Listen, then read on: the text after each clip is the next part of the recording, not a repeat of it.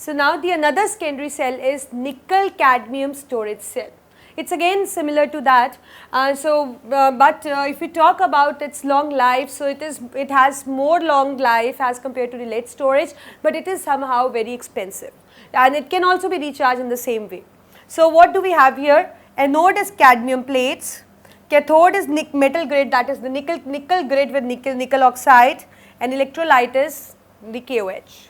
So at anode what we get to see? There is an oxidation, that this cadmium actually lose 2 electrons and it combines with the OH ions of the solution, giving rise to cadmium oxide, water and 2 electrons.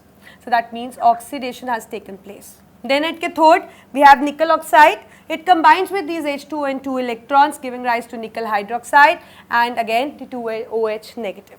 So these the compounds which are actually formed this and this, it remains sticking, or you can say it sticks actually to the electrodes. That it was there that PbSO4 was forming the coating. So here it is forming a coating on anode and it is going to form a coating on the cathode. So that means as long as you can say the reaction continue, it keeps on working.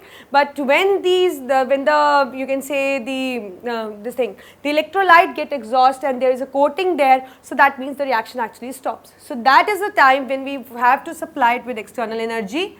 That means you have to recharge it so that these reactions just get reversed and the cell keeps on working.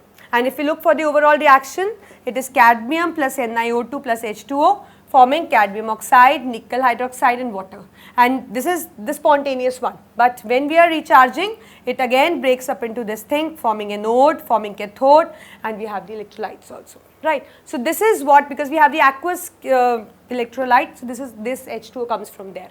So this is actually a lead cadmium storage cell, and it can also provide the constant voltage, and moreover we can actually recharge it. So what you have to do is you have to concentrate the reactions, because what is an anode, what is forming a cathode, and what kind of reactions do you get to see plays an important role.